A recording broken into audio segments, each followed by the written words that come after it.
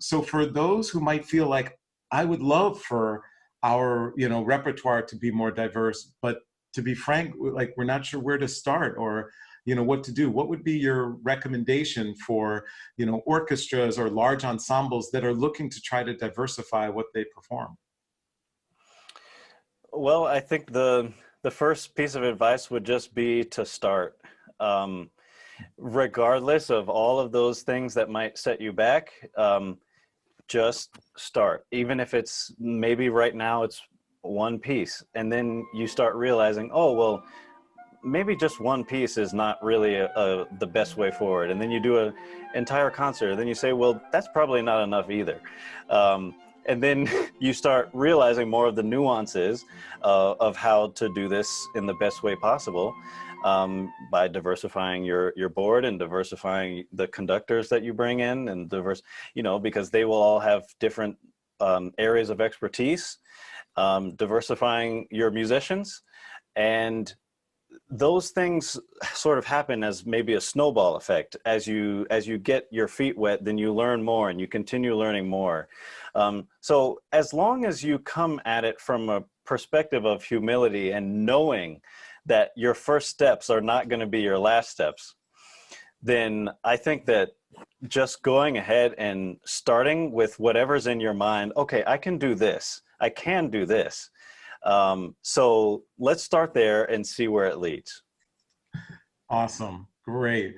So as you kind of look at, it seems like a lot of people are like, it's impossible to plan now with all of the things going on in our society, and especially the pandemic, kind of, where are things going to be for me? Do you have kind of a plan for this next year? What's coming up? What's your sense of kind of some of those key things that you want to make sure you accomplish for this next year?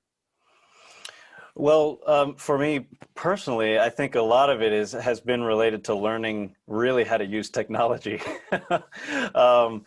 Because so many things are possible. I can keep performing as long as I have good microphones and good camera and things that make it all look to a level that I'd like for it to. And if I learn how to package it in a certain way, and my students can keep having a meaningful experience as long as we're all able to hear each other, and things like that. So I think at this point I've sort of settled in to the pandemic lifestyle, and I realize now I still have a need to share music. I still have a need to advocate. I still have a need to write music, and I can still do all of those things. I can still collaborate with other musicians. I recently started a vlog series called Curious Dyads, and it's sort of a cross between a vlog and a podcast and a performance outlet. So I interact with other musicians that I really, really admire, and we have a conversation, and then we also do a collaborative performance at the end of each episode. And so things like that have just been really keeping me feeling inspired, not expired, feeling really inspired, right? Because some of those people I wouldn't have had the opportunity to collaborate with otherwise. Mm-hmm. And being new to the Young Concert Artist roster, in a way, this sort of levels the playing field. So those people that I might have been nervous to interact with before, and now I can just say, hey, let's do something. You're not doing anything. So let's do it. Awesome.